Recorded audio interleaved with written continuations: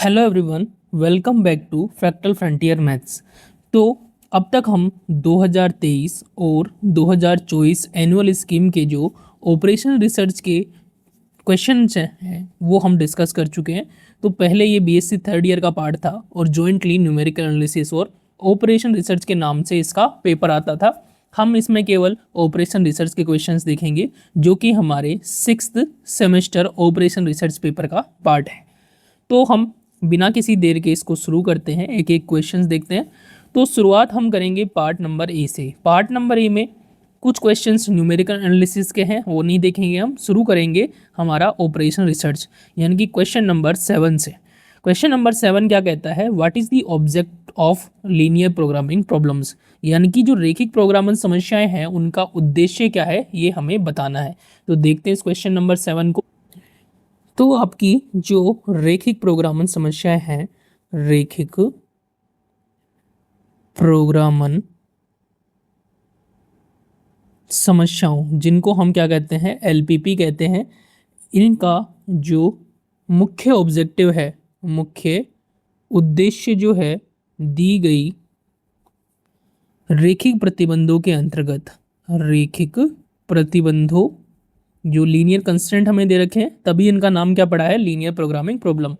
तो रेखिक प्रतिबंधों के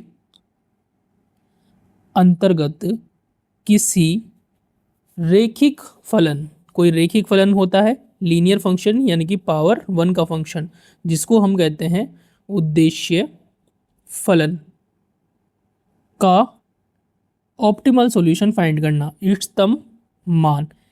इष्टतम मान यानी कि या तो न्यूनतम या अधिकतम मान ज्ञात करना है। तो ये इसका किसी एलपीपी का क्या होता है, ऑब्जेक्ट होता है, उद्देश्य होता है। नेक्स्ट क्वेश्चन देखते हैं। तो नेक्स्ट क्वेश्चन, क्वेश्चन नंबर 8 है, डिफाइन कॉन्वेक्स सेट, यानी कि अवमुख समुच्चय क्या होता है उसको परिभाषित करना है। तो देखते हैं क्वेश्चन नंबर 8 को। तो कॉन्वेक्स सेट क्या होता है, कोई समुच्चय एस, या फिर हम ऐसे लिख सकते हैं किसी समुच्चय एस को अवमुख समुच्चय यानी कि कॉन्वेक्स सेट कहा जाता है। कब कहा जाता है, यदि इस समुच्चय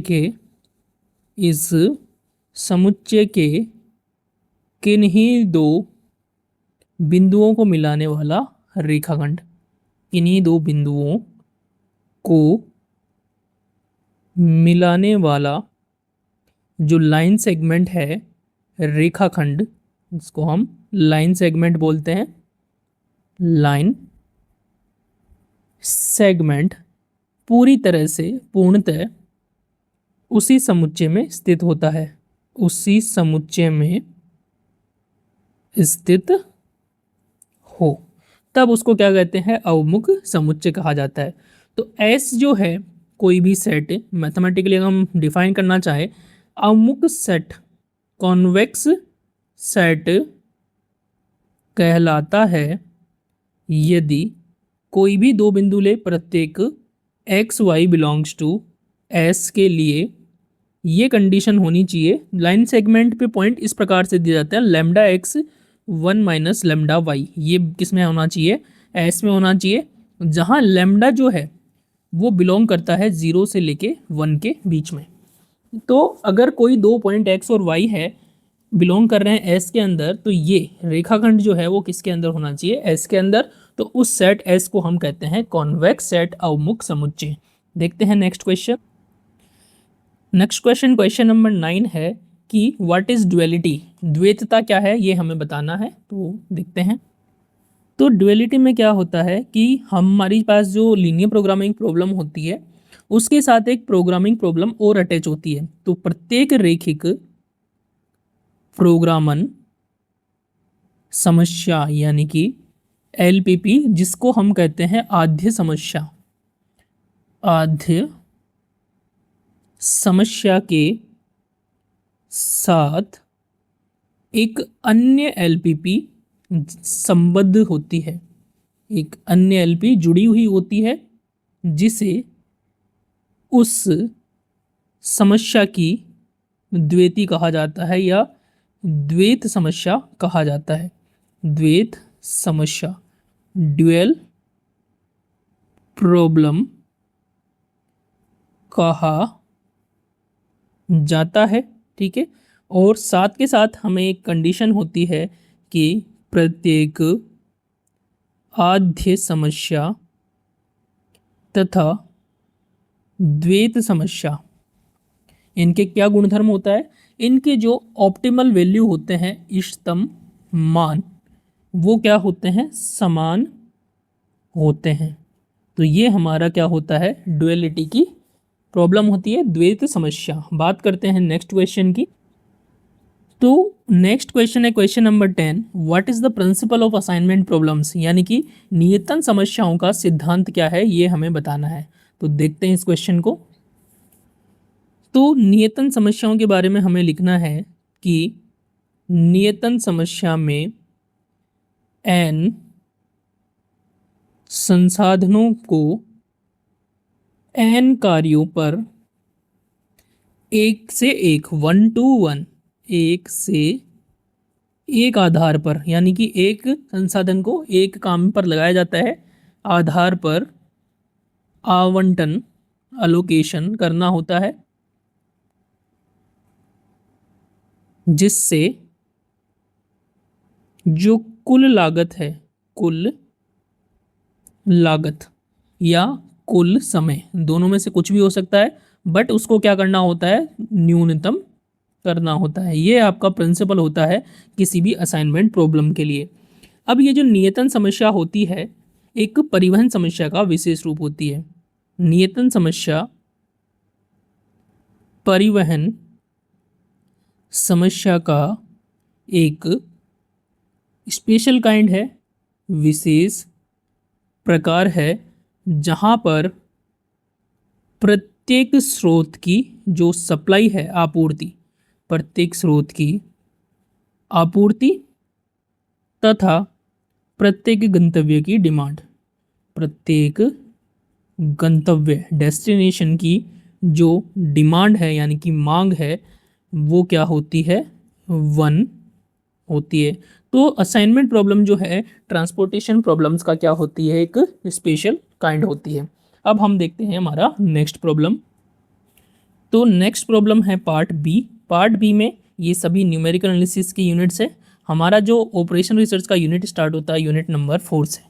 तो यूनिट नंबर 4 का जो क्वेश्चन नंबर 8 है, वो कहता है कि solve graphically the following LPP, यानी कि निम्न रेखिक प्रोग्रामन समस्या जो हमें दे रखी है उसका आलेख विधि से हल ज्ञात कीजिए। साथ के साथ ये क्वेश्चन और पूछा है, is it possible to find maximum z under this constraint, यानी कि ये जो प्रतिबंध है, मिनिमम तो हमें फाइंड करना है, लेकिन क्या इसका मैक्सिमम भी ज्ञात किया जा सकता है या नहीं, ये हमें देखना है क्वेश्चन नंबर 8 में। चलो देखते हैं। तो क्वेश्चन नंबर 8 में आपको जो प्रॉब्लम दे रखी है उसको लिखते हैं, दी गई एलपीपी रेखिक प्रोग्रामन समस्या। तो जो भी एलपीपी दे रखी है उसको पहले लिख लेते हैं। तो हमें ये प्रॉब्लम दे रखी है, minimum of z is equal to 2x1 minus 10x2 subject to the constant x1 minus x2 greater than 0, x1 minus 5x2 less than equal to -5 और x1 और x2 greater than equal to 0। ये हमें क्या दे रखी है, linear programming problem. तो graphical method से solve करने के लिए हम क्या करते हैं, हम सबसे पहले इसको इक्वेशन फॉर्म में कन्वर्ट करते हैं। अगर मैंने जो ऑपरेशन रिसर्च पर सीरीज़ बना रखी है, अगर वो नहीं देखी है तो आप वहाँ जाकर देखो। मैंने मोस्ट ऑफ द सिलेबस जो है वो बिल्कुल आसान एग्जाम में आने वाले क्वेश्चन के हिसाब से कवर कर रखा है डिटेल में, तो वहाँ जाकर आप ऑपरेशन रिसर्च देख सकते हो। अब हम मूव करते हैं हमारे क्वेश्चन पे, बाउंड्री इक्वेशन लिखते हैं। तो दी गई एलपीपी के जो कंस्टेंट है प्रतिबंधों के लिमिटिंग इक्वेशंस, बाउंड्री इक्वेशन, सीमांत समीकरण जो है वो हम लिखते हैं। सीमांत समीकरण का मतलब हम जो भी लेस देन दे रखा है, ग्रेटर देन दे रखा है, उसको हमें लिखना है इक्वेशन फॉर्म में, इक्वल टू फॉर्म में। तो बस लेस देन या ग्रेटर देन जो भी साइन है हटा देंगे और इसे इक्वेशन फॉर्म में कन्वर्ट कर देंगे। एक काम करते हैं, दोनों इक्वेशंस को नंबरिंग दे देते हैं ताकि हमें ग्राफिकली आसानी हो। अब हम इनको ड्रॉ करते हैं। अब हम समीकरण 1 व 2 को निम्न प्रकार क्या करते हैं, ड्रॉ करते हैं, आलेखित करते हैं। तो आलेखित करने के लिए हमें एक्सिस चाहिए, तो हम एक्सिस बना देते हैं इस प्रकार से। तो ये मैं एक्सिस बना देता हूँ हमारा x2 एक्सिस, और ये हमारा x1 एक्सिस। तो ये x1 मूल बिंदु, x2 एक्सिस। जो लाइन नंबर 1 है वो हमारा क्या है, तो इसको मैं ब्लू से लिखता हूँ। लाइन नंबर 1 है हमारा x1 इक्वल टू x2। जब भी y इक्वल टू mx प्रकार की इक्वेशन आती है तो वो मूल बिंदु से गुजरने वाली रेखा होती है। अब ये जो इक्वेशन है x1 इक्वल टू x2, ये भी मूल बिंदु से गुजरने वाली रेखा है। तो हम इसको थोड़ा सा इस प्रकार से बना देते हैं। ये हमारा लाइन नंबर क्या है, 1 है। क्लियर है। अब बात करते हैं लाइन नंबर 2 की। तो इस प्रकार की जो लाइन है उसको बनाने के लिए हम क्या करेंगे, पहले x2 को 0 रखेंगे और x1 की वैल्यू निकालेंगे। तो जैसे ही मैंने x2 को 0 किया, x1 की वैल्यू आ गई -5। तो यहाँ पर कहीं पर -5 पॉइंट होगा। उसके बाद में अगर मैं x1 को 0 रखूँ तो ये हट गया, माइनस से -5 से 5, x2 की वैल्यू क्या आ गई, 1। ठीक है, आप सॉल्व कर सकते हो। -5x2 इक्वल टू -5 और x2 की वैल्यू आ जाएगी 1। तो x2 की वैल्यू यहाँ पर कहीं पर 1। दोनों पॉइंट्स को ज्वाइन कर देते हैं। तो मैंने ये इस प्रकार से ज्वाइन कर दिया है, इसको इक्वेशन नंबर 2 मार्क कर देते हैं ताकि पता हो। अब हमें क्या करना है, अब हमें इसका क्षेत्र निकालना है, रीजन निकालना है। तो क्षेत्र निकालने के लिए हम क्या करेंगे, पहले इक्वेशन 1 का निकालते हैं। तो जनरली हम क्या करते हैं, मूल बिंदु रखते हैं जो भी हमें समीका दे रखी है। तो मूल बिंदु रखेंगे तो 0 ग्रेटर देन इक्वल टू 0, हमें पता ही नहीं चलेगा कि ये सही है या गलत है। तो हम क्या करेंगे, जब भी इक्वेशन बनती है और 0 इक्वल टू 0 आ जाता है, तब हम क्या करते हैं, एक नया पॉइंट लेते हैं। तो हमारे पास ये वाला जो बिंदु है, या जिसमें x2 की वैल्यू 1 है और x1 की 0, इसको चेक करते हैं कि क्या ये हमारे क्षेत्र के अंदर आ रहा है या फिर नहीं आ रहा है। कैसे चेक करेंगे, इसमें वैल्यू रखेंगे, x1 की वैल्यू 0 और x2 की वैल्यू 1। ये आ जाएगा 0 - 1 ग्रेटर देन इक्वल टू 0, तो -1 ग्रेटर देन इक्वल टू 0। क्या ये सही है? नहीं, -1 0 से बड़ा नहीं होता है। इसका मतलब इस जो लाइन नंबर 1 है उसका हल क्षेत्र मूल बिंदु से इस पॉइंट को शामिल नहीं करेगा। इस पॉइंट को अगर मैं इस प्रकार से क्षेत्र बनाऊं तब तो ये पॉइंट कवर हो जाएगा। तो ये जो क्षेत्र होगा वो नीचे की तरफ इस तरफ से बनेगा। ठीक है, तो ये हम एरो बना देते हैं इस क्षेत्र बनाने के लिए। बात करते हैं दूसरे इक्वेशन का। तो दूसरे इक्वेशन में तो हम मूल बिंदु रख सकते हैं। तो ये आ जाएगा 0 लेस देन इक्वल टू -5। क्या 0 -5 से छोटा होता है? बिल्कुल नहीं। तो यानी कि जो दो इक्वेशन है, सेकंड इक्वेशन, उसका क्षेत्र मूल बिंदु से दूसरी साइड बनेगा। तो मूल बिंदु से दूसरी साइड यानी कि इस डायरेक्शन में क्षेत्र बनेगा। तो कॉमन क्षेत्र तो आपको दिख रहा है, जहां दोनों मिल रहे हैं वो आपका कॉमन क्षेत्र हो गया। तो इसको मैं क्या करता हूं, यहाँ पे इस प्रकार से हाईलाइट कर लेता हूं। तो ये हमारा क्या हो जाएगा, कॉमन क्षेत्र, जो कि क्या है, अपरिबद्ध हल क्षेत्र है। और इसका केवल एक ही कॉर्नर पॉइंट है, जो कि ये पॉइंट हम ए मान लेते हैं। इसको भी फाइंड कर लेंगे हम। तो ये हमारा हल क्षेत्र है। तो हम इसको नीचे लिख देते हैं। तो इस प्रकार दी गई एलपीपी का जो फिजिबल रीजन है, सुसंगत हल क्षेत्र, वो क्या है, अनबाउंडेड है, अपरिबद्ध है। ठीक है, अपरिबद्ध है, लेकिन हम पॉइंट्स तो अभी भी कैलकुलेट कर सकते हैं। तो पहले तो हम एक काम करते हैं, प्रतिच्छेदन बिंदु कैलकुलेट कर लेते हैं। तो समीकरण 1 व 2 के इंटरसेक्शन पॉइंट के लिए प्रतिच्छेदन बिंदु के लिए, फॉर द इंटरसेक्शन पॉइंट ज्ञात करने के लिए हम क्या करते हैं, इस इक्वेशन में यहाँ से मान रख देंगे। ये क्या है, x1 इक्वल टू x2। तो इसमें मैं x2 की जगह क्या रख देता हूँ, x1। तो ये आ जाएगा आपका x1 - 5x1 इक्वल टू -5। ये हो गया -4x1 इक्वल टू -5। तो हमारे पास आ गया x1 की वैल्यू 5/4, और x1 और x2 दोनों क्या है, बराबर है। अतः रेखा 1 व 2 का प्रतिच्छेदन बिंदु, रेखा 1 व 2 का इंटरसेक्शन पॉइंट, प्रतिच्छेदन बिंदु, इसको हमने ए नाम दिया है, जिसके निर्देशांक आ गए 5/4, 5/4। अब हमारे पास जो है अपरिबद्ध सुसंगत हल क्षेत्र है जिसका केवल क्या है, एक शीर्ष है। तो यहाँ हल क्षेत्र जो है सॉल्यूशन रीजन एक अपरिबद्ध अनबाउंडेड क्षेत्र है, अपरिबद्ध क्षेत्र है जिसका केवल एक शीर्ष बिंदु है, केवल एक शीर्ष बिंदु है। इस बिंदु पर z की वैल्यू क्या होगी वो देख लेते हैं। इस बिंदु A पर z का मान, तो z का मान हो जाएगा z इक्वल टू, फंक्शन क्या था हमारा, z इक्वल टू था 2x1 माइनस 10x2, तो 2x1 माइनस 10x2, तो ये आपका हो जाएगा -8 इंटू 5/4। तो सॉल्व करेंगे तो ये कितना हो जाएगा, -10। तो इस पॉइंट पर तो z की वैल्यू -10 आ रही है। तो जब भी अपरिबद्ध अनबाउंडेड रीजन होता है तो हमें फर्दर चेक करना पड़ता है कि क्या सॉल्यूशन को और ज़्यादा छोटा या बड़ा किया जा सकता है या नहीं।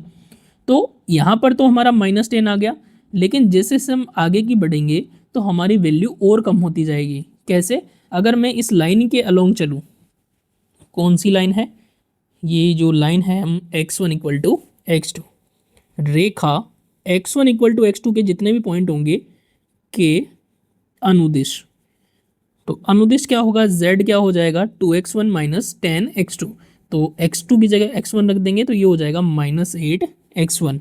तो यानी कि इस प्रकार जैसे जैसे हम x1 को बढ़ाएंगे हमारा z भी क्या होता जाएगा, घटता रहेगा। घटता क्यों, माइनस की वजह से। तो इस प्रकार जैसे जैसे x1 का मान बढ़ाते हैं z का मान कम होगा। तो अतः या फिर अर्थात z का मान -इन्फिनिटी की ओर जाएगा, -इन्फिनिटी की ओर अग्रसर होता है।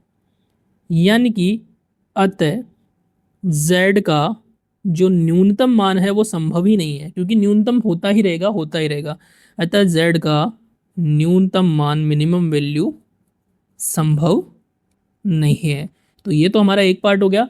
क्या इसका मैक्सिमम संभव है? मैक्सिमम के लिए हम देखते हैं कि हमारे पास एक कंस्ट्रेंट दे रखा है x1 minus 5x2 less than equal to -5। इसको अगर मैं 2 से मल्टीप्लाई कर दूं तो ये हमारा क्या बन जाएगा, z। तो z जो है वो लेस देन इक्वल टू क्या होगा, -10। तो इसका मतलब है कि z की वैल्यू है -10 से हमेशा कम होगी। तो अधिकतम मान कितना हो गया, -10।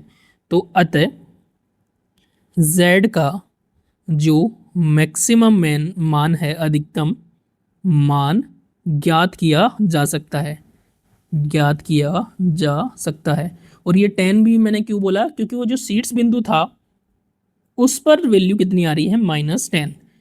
तो मैक्सिमम z जो होगा वो कितना होगा, -10, तथा जो ऑप्टिमल सॉल्यूशन होगा, इष्टतम हल, x1 की वैल्यू क्या हो जाएगी, 5/4, और x2 की वैल्यू जो है वो हो जाएगी 5/4। ये हमारा क्या हो जाएगा, सॉल्यूशन हो जाएगा। अब बात करते हैं हमारे नेक्स्ट प्रॉब्लम के ऊपर। तो नेक्स्ट प्रॉब्लम है question number 9। Prove that the set of all convex combination of a finite number of points is a convex set. क्या है कि सिद्ध कीजिए कि हमारे पास n परिमित बिंदु दे रखे हैं, x1 x2 up to xn, इनके सभी अवमुख संचयों का जो समुच्चय है एक अवमुख समुच्चय होता है। तो यानी कि हमें इसका ये जो पॉइंट्स हैं इनका जो कॉन्वेक्स कॉम्बिनेशन होता है वो बताना है कि ये कॉन्वेक्स सेट होता है। तो चलिए इसको कैसे प्रूफ करेंगे, देखते हैं इसको। Question number 9। तो पहले मैं ये मान लेता हूँ, माना S जो है परिमित बिंदुओं, फाइनाइट पॉइंट हमारे पास हैं कितने, n point, x1 x2 up to xn के अवमुख संचयों का समुच्चय है, अवमुख संचयों का समुच्चय है। इसका मतलब क्या हो गया, अर्थात अब अवमुख संचय क्या होता है, अवमुख संचय क्या होता है, इस प्रकार का एक कॉम्बिनेशन होता है।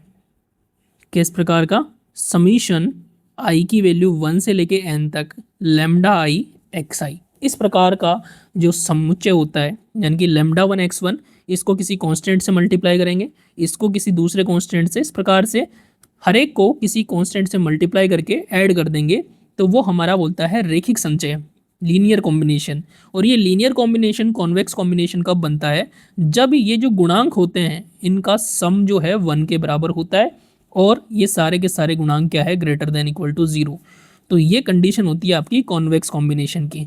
तो जैसे जैसे आप लेमडा की वैल्यू चेंज करते जाओगे, आपके ये पॉइंट्स भी क्या होंगे, चेंज होते रहेंगे। और जैसे ही ये पॉइंट्स चेंज होंगे, ये आपका जो समुच्चय है वो बन जाएगा, जिसको हमने एस नाम दे दिया। तो ये एस क्या है, सभी बिंदुओं x1 x2 up to xn के कॉन्वेक्स कॉम्बिनेशन, अवमुख संचयों का समुच्चय है। तो हमें यह सिद्ध करना है कि ये जो S है एक कॉन्वेक्स सेट है। कॉन्वेक्स सेट हमने शुरुआत में देखा था पार्ट ए में। तो हम क्या करते हैं, इसमें से कोई 2 पॉइंट हमने ले लेते हैं। उसमें क्या लेते थे, एक्स वाई। एक काम करता हूँ, इसमें मैं u और v ले लेता हूँ, जो कि किसके अंदर है, S के अंदर। और S के अंदर है तो इस परिभाषा को क्या करेंगे, संतुष्ट करेंगे। तो तब u को मैं क्या लिख सकता हूँ, समीशन i की वैल्यू 1 से n lambda i x i, जहाँ पर समीशन i की वैल्यू 1 से n lambda i equal to 1 है और सारे के सारे लेमडा आई क्या है, पॉजिटिव। तथा v को भी क्या लिख सकता हूँ इसी प्रकार से, लेकिन इस बार मैं कांस्टेंट को चेंज कर दूंगा। तो लेमडा आई की जगह मैं लिख दूंगा लेमडा आई डैश। ये मैंने लिख दिया। समीशन इन जो कोफिशिएंट है लेमडा आई डैश, इनका सम 1 के बराबर होगा और ये सारे क्या है, आपके धनात्मक है। अब हम क्या करेंगे, इन दोनों बिंदुओं को मिलाने वाला रेखाखंड की बात करेंगे। तो यदि u तथा v को मिलाने वाले रेखाखंड का कोई बिंदु, रेखाखंड पर कोई बिंदु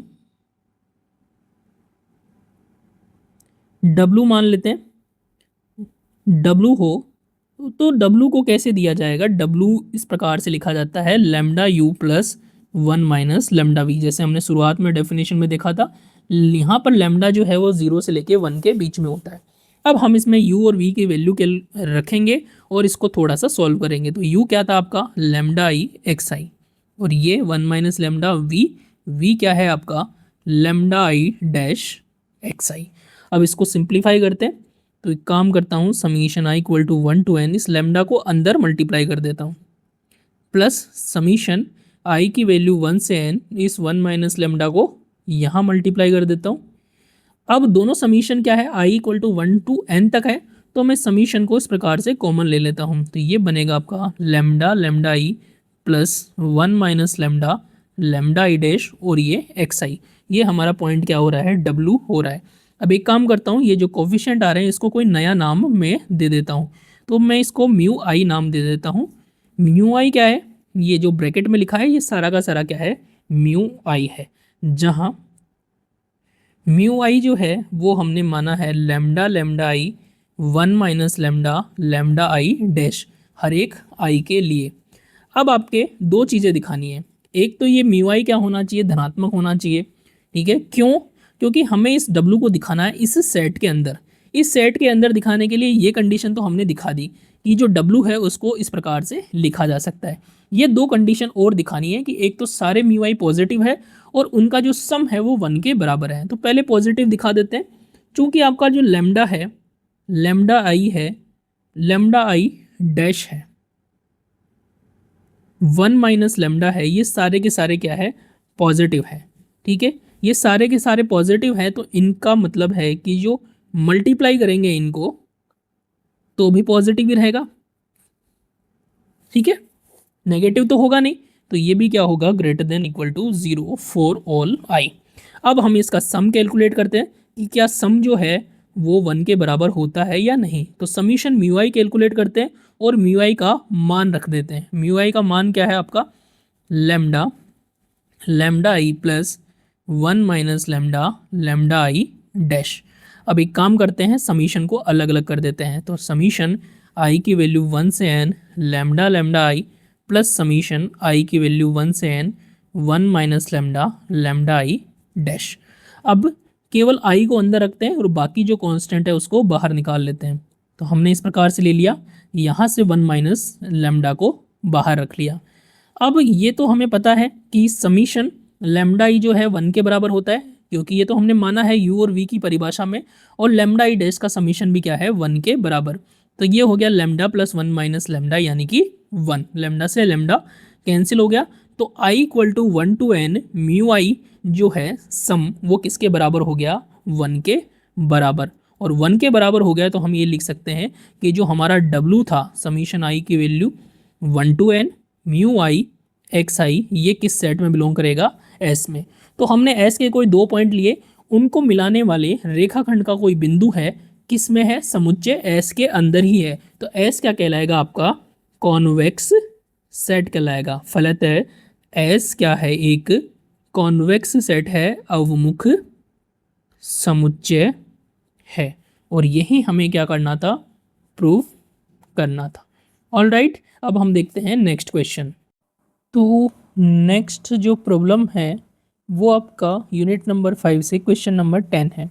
right the dual of the following LPP, यानी कि ये आपको एलपीपी दे रखी है, इसका आपको द्वैत समस्या ड्यूअल एलपीपी लिखनी है। तो देखते हैं इस क्वेश्चन नंबर 10 को। तो हमें जो प्रॉब्लम दे रखी है दी गई एलपीपी यानी कि प्राइमल प्रॉब्लम आद्य समस्या, ये हमें दे रखी है minimum z equal to 2x1 plus 2x2 plus 4x3 subject to the constant 2x1 plus 3x2 plus 5x3 greater than equal to 2, 3x1 plus x2 plus 7x3 less than equal to 3। फिर दे रखा है x1 plus 4x2 plus 6x3 less than equal to 5, और सारे के सारे variables जो हैं आपके क्या है धनात्मक है, पॉजिटिव है। तो इसको हमें क्या करना है ड्यूअल प्रॉब्लम में लिखना है। तो हमें सबसे पहले इसको चेंज करना पड़ेगा मानक रूप में, स्टैंडर्ड फॉर्म में। तो उपरोक्त एलपीपी को सबसे पहले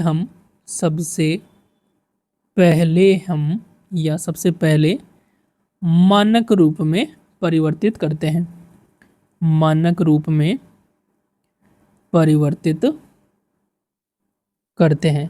तो क्या होगा ये मानक रूप स्टैंडर्ड फॉर्म, तो इसको हम इस प्रकार से लिखते हैं minimum Z P equal to 2x1 plus 2x2 plus 4x3 subject to the constant, कि जो आपका मिनिमम में होता है तो सारे के सारे जो प्रतिबंध है वो ग्रेटर देन में होने चाहिए। तो पहला प्रतिबंध ग्रेटर देन में है तो हम उसको एज इट इज़ रखेंगे, किसी प्रकार का कोई परिवर्तन नहीं करेंगे। और बाकी के जो दो हैं वो क्या है आपके लेस देन में। तो लेस देन को ग्रेटर देन में परिवर्तित करने के लिए हम क्या करते हैं माइनस से मल्टीप्लाई कर देते हैं। तो ये हो जाएगा -3x1 -x2 -7x3, और लेस देन चेंज हो जाएगा ग्रेटर देन में, और 3 चेंज हो जाएगा -3 में। इसी प्रकार से ये जो नीचे लिखा हुआ है उसको भी हम चेंज कर देंगे, तो ये हो जाएगा ग्रेटर देन इक्वल टू -5, तथा x1 x2 x3 आपके क्या है पॉजिटिव है। इसे हम मैट्रिक्स की फॉर्म में लिखते हैं। इसे मैट्रिक्स रूप में निम्न प्रकार लिखा जा सकता है। कैसे लिखेंगे मैट्रिक्स फॉर्म में, minimum Z P equal to C X subject to A X greater than equal to B तथा X greater than equal to 0। अब यहाँ पर सी क्या है आपका, तो जेड में जो सी का गुणांक ये x1 x2 x3 के गुणांक है वो आपके क्या हो जाएंगे सी। तो 2 2 4 आपका क्या हो गया सी। तो सी हो गया आपका 2 2 एंड 4। ए मैट्रिक्स आपकी क्या हो गई, जो कंस्टेंट दे रखे हैं उनको मैट्रिक्स के रूप में लिखेंगे। तो पहली रो हो गई 2 3 5, तो लिख देते हैं 2 3 5। नेक्स्ट रो हो जाएगी -3 -1 और -7, तो -3 -1 -7। इसी प्रकार से नेक्स्ट रो हो जाएगी -1 -4 -6। -1, -4 और -6। राइट हैंड साइड जो आपका दे रखा है प्रतिबंधों के अंदर, वो दे रखा है 2, -3 और -5। इसको बी वेक्टर में लिख देते हैं, 2, -3 एंड -5। और एक्स में 3 वेरिएबल है तो एक्स में लिख देते हैं x1, x2, x3। तो ये हमारा क्या हो गया, मैट्रिक्स फॉर्म हो गया। एक काम करते हैं, जो मैट्रिक्स फॉर्म मैंने लिखा है इसको इस प्रकार से लिख के 1 कर देता हूँ। अब मुझे इसका लिखना है ड्यूअल प्रॉब्लम। तो LPP 1 की ड्यूअल प्रॉब्लम, द्वैत समस्या निम्न प्रकार दी जाती है। कैसे देंगे, ये जो मिनिमम है वो चेंज हो जाएगा आपका मैक्सिमम में। तो ड्यूअल प्रॉब्लम लिख रहे हैं इसलिए ZD लिखेंगे। यहाँ पर आपका B आ जाएगा और ये वेरिएबल W। कंस्टेंट आपका A की जगह A ट्रांसपोज W, और ग्रेटर देन है वो चेंज हो जाएगा लेस देन में, और यहाँ आ जाएगा C ट्रांसपोज और W greater than equal to 0। तो ड्यूअल प्रॉब्लम में मिनिमम को मैक्सिमम में चेंज करते हैं। यहाँ पर पहले B था तो B को ऊपर ले गए और C को हम नीचे ले आए और सब पर लगा दिया ट्रांसपोज, ग्रेटर देन चेंज हो गया लेस देन में। तो ये क्या होगी, ड्यूअल प्रॉब्लम। अब यहाँ पर W क्या होगा, W जितने आपके कंस्टेंट दे रखे हैं प्रतिबंध उतने ही W होंगे। तो W 3 होंगे, 3 प्रतिबंध हमें दे रखे हैं, तो W में 3 अवयव होंगे, W1, W2 और W3। तो इस प्रकार हम इसको वापस से LPP की फॉर्म में लिख लेते हैं। इस प्रकार दी गई LPP की द्वैती समस्या, ड्यूअल प्रॉब्लम क्या हो जाएगी, मैक्सिमम ZD। यहाँ पर B ट्रांसपोज, B का ट्रांसपोज लिखेंगे तो B ये दे रखा है तो इसका ट्रांसपोज 2, -3, -5।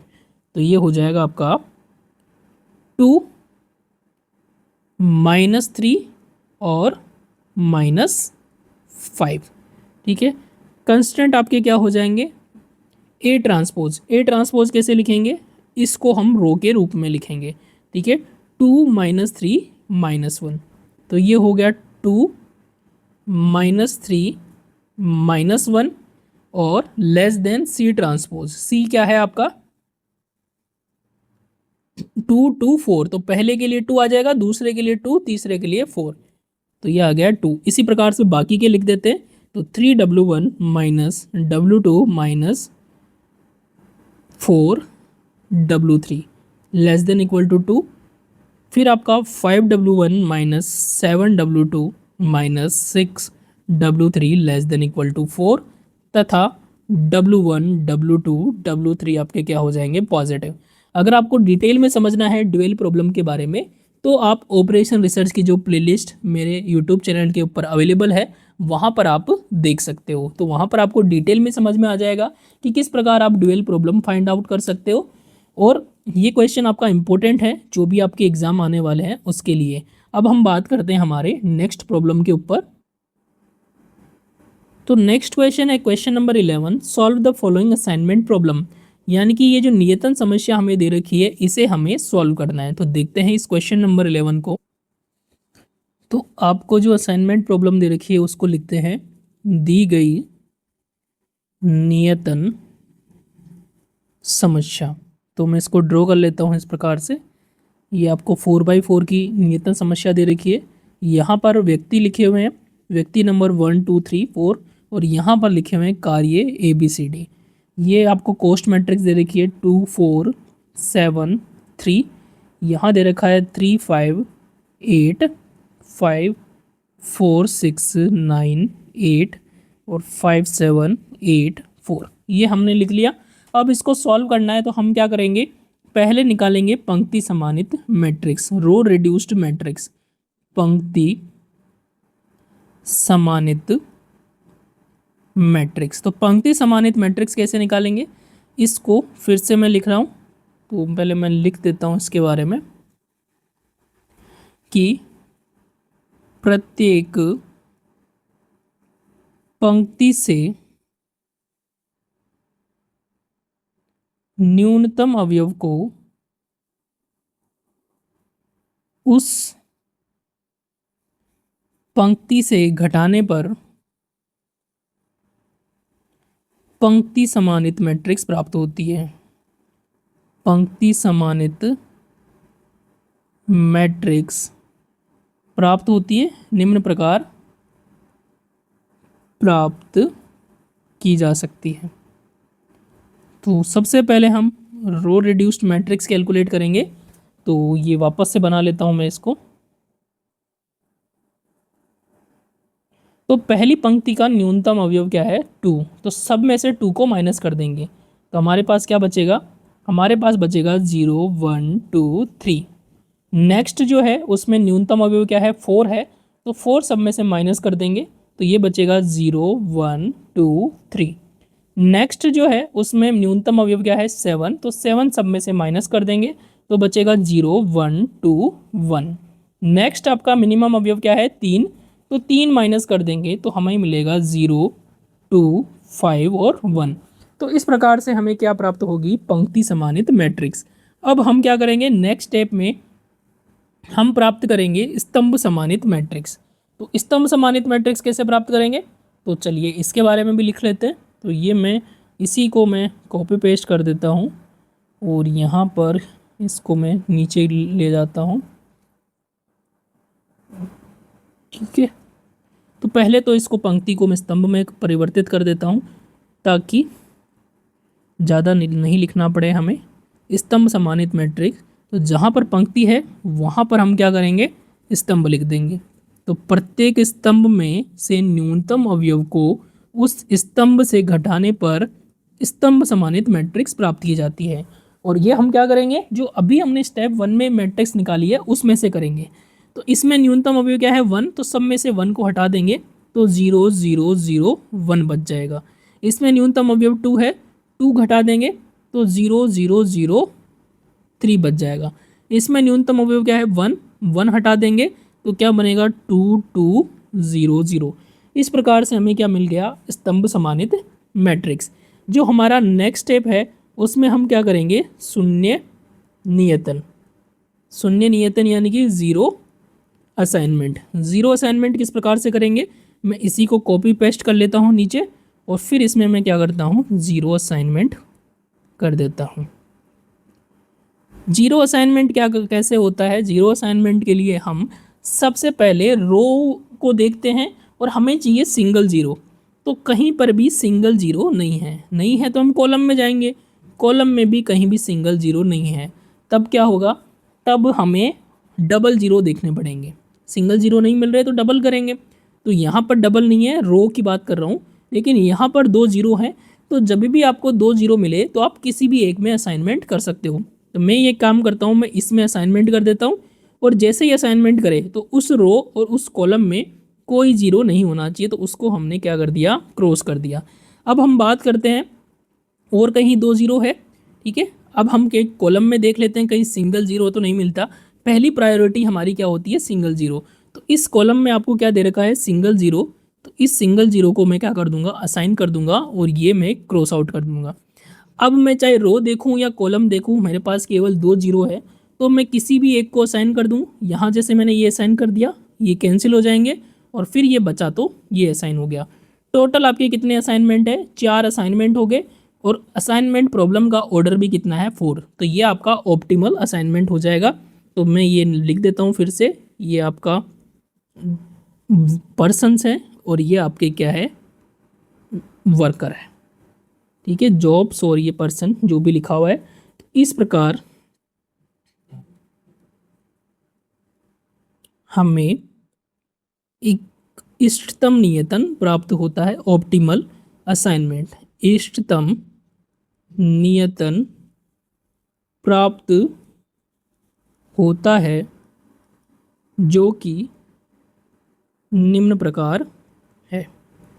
निम्न प्रकार है, क्या है? असाइनमेंट है कि पहले पर्सन को हम बी काम देंगे, पहले पर्सन को बी काम, दूसरे पर्सन को सी काम, दूसरे पर्सन को सी काम, तीसरे पर्सन को डी काम, चौथे पर्सन को ए काम। इस प्रकार से हम असाइनमेंट कर सकते हैं।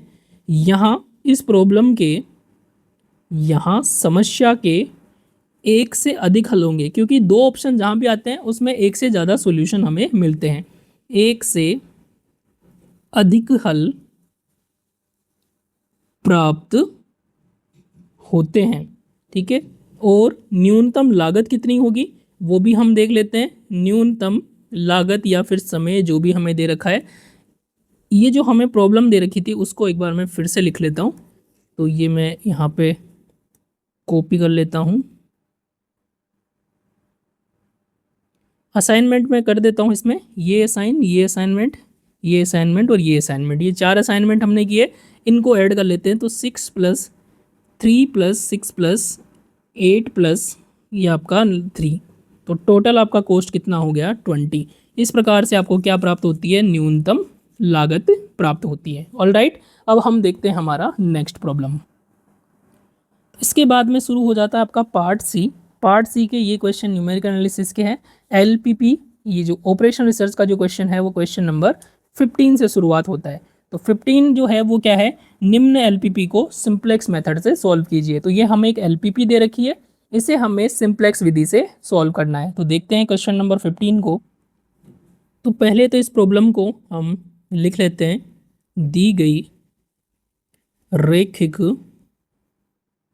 प्रोग्रामन समस्या, यानी कि जो एलपीपी हमें दे रखी है उसके बारे में हम लिख लेते हैं।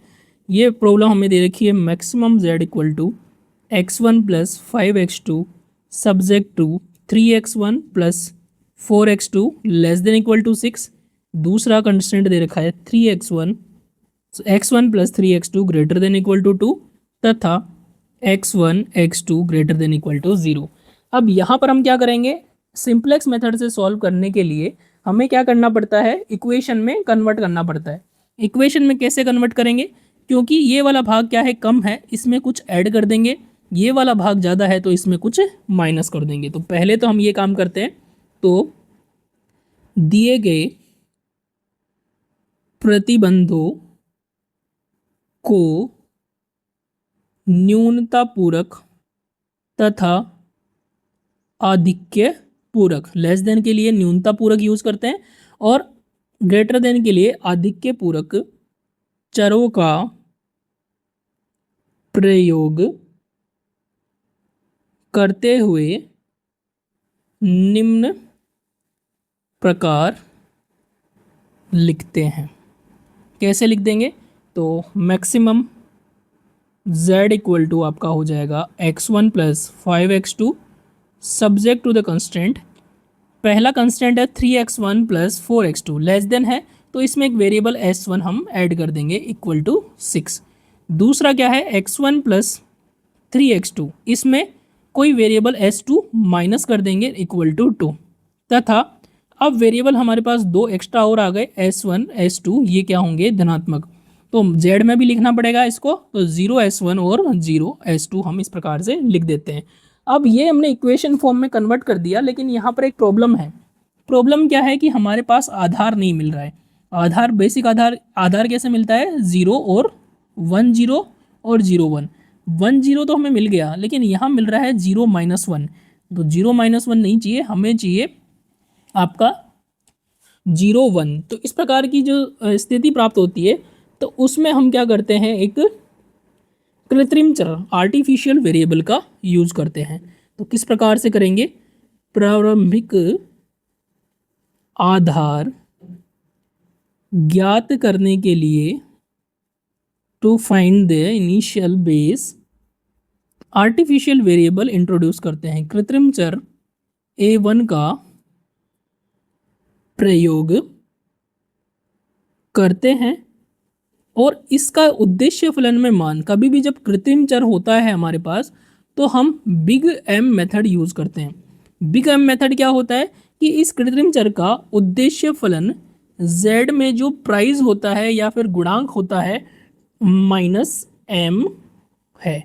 -m क्या है यहाँ पर, m एक बहुत बड़ी राशि है, बिग m बहुत बड़ी राशि है। तो जो आपके गुणांक है उसकी तुलना में बहुत बहुत बहुत ज़्यादा बड़ी राशि होती है, जैसे 1000, 2000, 20,000, कुछ भी बड़ी राशि हो सकती है, हमें वैल्यू की कोई फिक्र नहीं है कि कितनी होगी। तो इस प्रकार से कृत्रिम चर डालने के बाद में क्या बनता है, अतः दी गई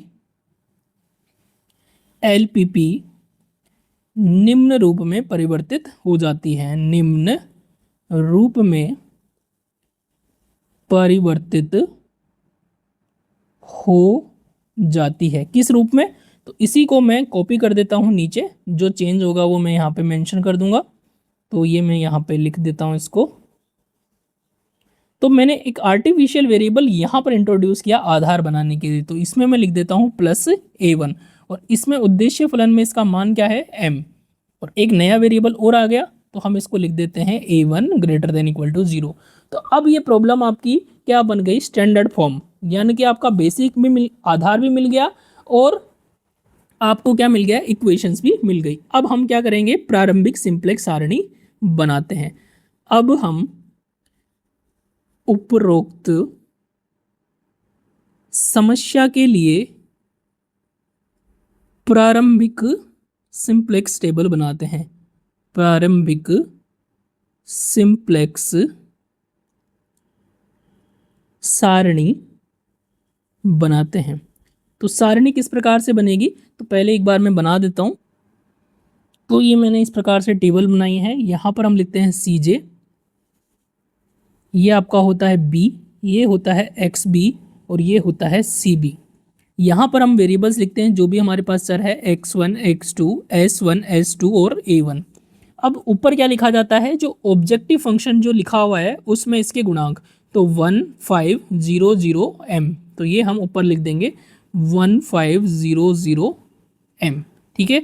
अब इसके यहाँ पर क्या लिखेंगे, ये जो इक्वेशंस दे रखी है ये वाली, ये हम इसके अंदर लिख देंगे। तो पहला बनेगा 341, तो ये हो गया 341, बाकी कुछ भी नहीं है तो 0 0 कर देंगे। फिर नीचे लिखा है 13, s1 नहीं है तो 0, s2 का गुणांक -1 और a1 का गुणांक +1, ठीक है। b यानी कि राइट हैंड साइड 62। अब हम बात करते हैं हमारा आधार कौन सा है, 10 ये है, s1 तो ये यहाँ पर लिख देंगे s1, 01 कहाँ है, यहाँ पर, तो यहाँ लिख देंगे हम a1। ये लिखने के बाद में यहाँ लिखे जाते हैं इनके z के अंदर गुणांक, तो s2 का गुणांक क्या है 0 और a1 का गुणांक क्या है m। यहाँ पर लिखा जाता है आपका zj - cj। तो zj - cj कैलकुलेट कैसे करते हैं, इसको हम इससे गुणा करते हैं प्लस इसको इससे गुणा करते हैं, तो 0 × 3 क्या हो गया 0 प्लस m × 1 यानी कि m, और इसमें से cj को माइनस कर देंगे तो ये हो गया m - 1।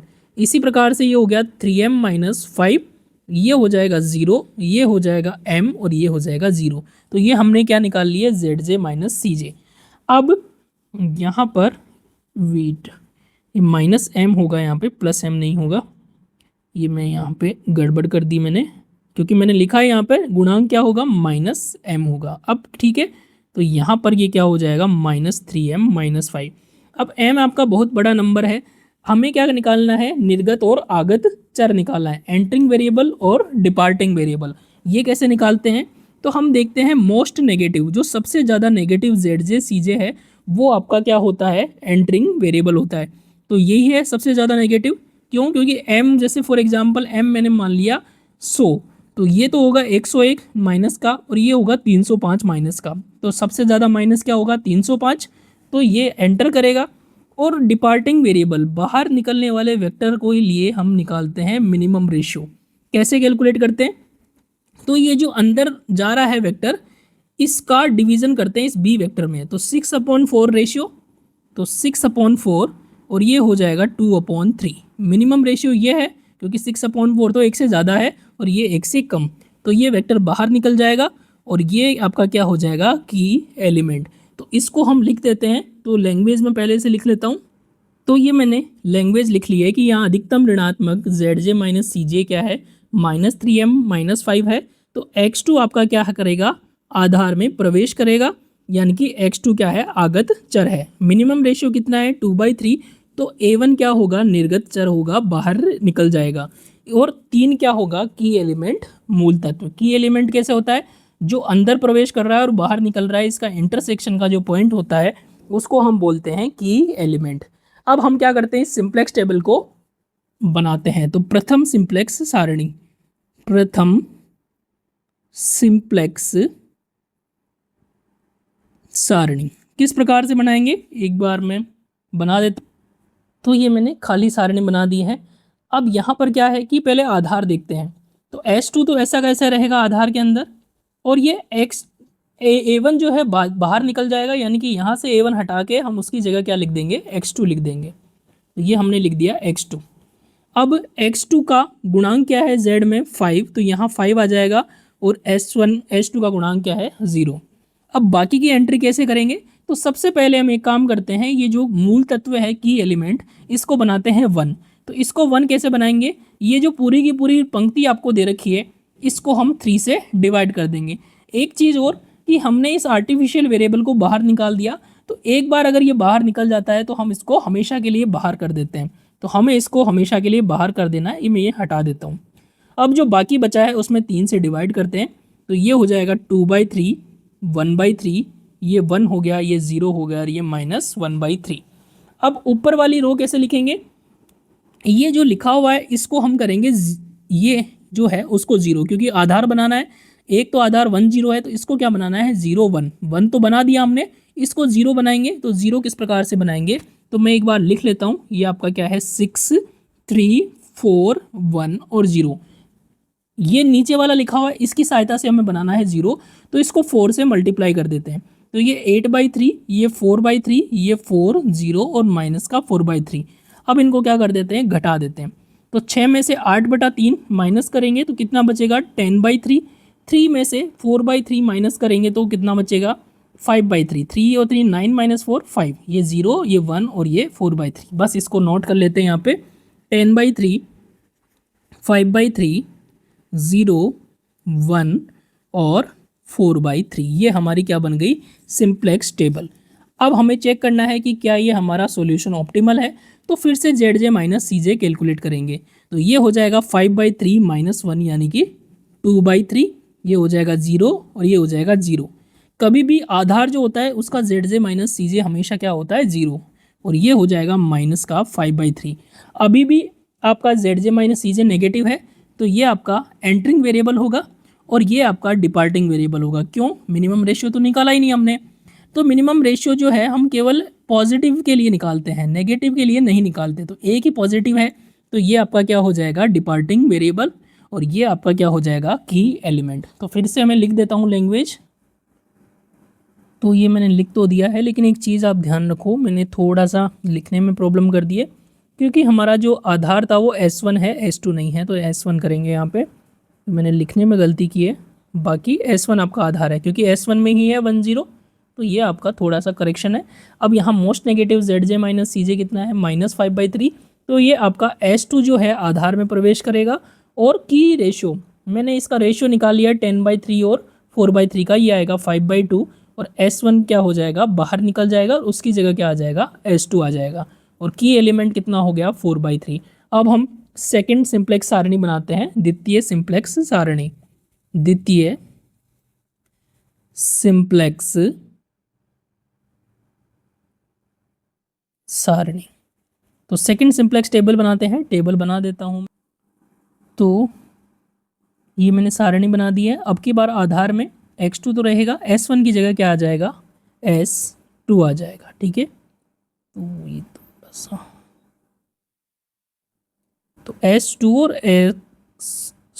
S2 का गुणांक क्या है 0, X2 का कितना है 5। अब हमें ये टेबल बनानी है फिर से। तो इस 4/3 को मैं क्या करूँगा 1 बनाऊंगा। तो इसके लिए इस पूरे इक्वेशन को मैं 3/4 से मल्टीप्लाई कर देता हूँ, क्योंकि जैसे इसको 3/4 से मल्टीप्लाई करूँगा ये क्या बन जाएगा हमारा 1 बन जाएगा। तो चलिए इसको मैं 3/4 से मल्टीप्लाई करता हूँ। तो ये हो जाएगा आपका 5/2, ये 5/4, 5/4 0, ये 3/4 हो जाएगा, ये 1 हो जाएगा। अब इसकी सहायता से इसको 0 बनाना है। तो पहले मैं एक बार लिख लेता हूँ इसको, क्या लिखा हुआ है 2/3, 1/3, 1 0 और -1/3। अब इसकी सहायता से इसको 0 बनाना है, तो -1/3 को हटाने के लिए इस पूरी इक्वेशन को मैं 1/3 से मल्टीप्लाई कर देता हूँ। तो 1/3 से मल्टीप्लाई किया तो ये हो गया 5/6, ये हो गया 5/12, ये 0, ये 1/4 और ये 1/3। ठीक है, ये जो रो लिखी हुई है पंक्ति, इसको मैंने 1/3 से मल्टीप्लाई करके अब ऐड कर देंगे। तो ये ऐड करेंगे तो 2/3 और 5/6 ऐड करने पर कितना हो जाएगा 9/6। 9/6 कितना हो गया 3/2, तो यहाँ पर आ जाएगा 3/2। 1/3 और 5/12 को ऐड करेंगे, 12 एलसीएम आ गया, तो 4 + 5 यानी कि 9/12। 9/12 कितना हो गया 3/4, तो यहाँ आ जाएगा 3/4। 1 में 0 ऐड किया तो 1, 1/4 हो गया, और ये क्या हो गया आपका 0। बस कंप्लीट हो गई टेबल। अब फिर से वापस वही काम ZJ - CJ कैलकुलेट करेंगे। तो चलिए देखते हैं इस बार क्या होता है। तो ये 5 × 3 15/4 - 1, ये आपका हो जाएगा 11/4। ये 0 क्योंकि आधार है, ये बन जाएगा 5/4, और ये 0 क्योंकि आधार है। तो अब हम देखेंगे कि सारे के सारे ZJ - CJ आपके क्या हो गए पॉजिटिव हो गए, चूँकि यहाँ सभी ZJ - CJ जो है या तो पॉजिटिव है या इक्वल टू 0 है, अतः उपरोक्त सिंप्लेक्स सारणी जो है वो ऑप्टिमल है। सिंप्लेक्स सारणी इष्टतम है। अतः दी गई समस्या का ऑप्टिमल सॉल्यूशन, दी गई लीनियर प्रोग्रामिंग प्रॉब्लम का ऑप्टिमल सॉल्यूशन क्या हो जाएगा। x1 की वैल्यू टेबल में देखो, ये आपका सॉल्यूशन है। x2 की वैल्यू 3/2 और s2 की वैल्यू 5/2। s2 तो हमने खुद से माना है, हमें केवल x1 x2 की वैल्यू चाहिए। तो इस टेबल में x1 नहीं है यहाँ पर, तो x1 नहीं है, इसका मतलब x1 की वैल्यू 0 है और x2 की वैल्यू 3/2 है, तथा z की जो मैक्सिमम वैल्यू है वो कितनी है। हमारा z फंक्शन क्या दे रखा था, z फंक्शन हमारे पास है x1 + 5x2। तो चलिए कैलकुलेट करते हैं। x1 की जगह 0 और x2 की जगह 3/2, तो ये हो जाएगा 15/2, जो कि क्या है आपका मैक्सिमम वैल्यू है। तो इस प्रकार से जो गिवन एलपीपी थी उसको हमने सिंप्लेक्स मेथड से सॉल्व कर लिया है। ठीक है, अब हम देखते हैं हमारा नेक्स्ट क्वेश्चन। तो नेक्स्ट क्वेश्चन, क्वेश्चन नंबर 16 है, find optimal solution of the following transportation problem. निम्न परिवहन समस्या का इष्टतम हल ज्ञात कीजिए। तो ये क्वेश्चन आपका एक रिपीट क्वेश्चन है, जो कि हमने 2024 यानी कि इससे जो पहले पेपर हमने डिस्कस किया था एनुअल स्कीम का, उसका रिपीट क्वेश्चन है। तो इस प्रकार से ये जो 2025 का जो पेपर था, इसकी 2 यूनिट ऑपरेशन रिसर्च की थी, वो हमने डिस्कस कर लिया है। इसके बाद में यहाँ पर अभी इस टाइम पर कोई भी पेपर नहीं है, लेकिन अगर कोई स्टूडेंट के पास 2026 का जो अभी एक्स स्टूडेंट का पेपर हुआ है एनुअल स्कीम का, अगर वो है किसी के पास numerical analysis and operation research का, या उनके किसी फ्रेंड के पास है और वो मुझे अवेलेबल करवा सकते हैं, तो मैं उसका सॉल्यूशन बना दूंगा। ठीक है, और ज़्यादा चांसेज है यहाँ से क्वेश्चन रिपीट होने के, क्योंकि ये आपका इस टाइम का लेटेस्ट पेपर है। ऑलराइट, तो अगर ये मिलता है तो आप मुझे टेलीग्राम ग्रुप पर कांटेक्ट कर सकते हो, तो मैं वहाँ पर आपको ये पेपर आपको अगर प्रोवाइड कर दोगे तो मैं इसका सॉल्यूशन आपसे शेयर कर दूंगा। ओके, तो मिलते हैं किसी नेक्स्ट वीडियो में। Till then keep learning, keep exploring. Thank you so much for watching.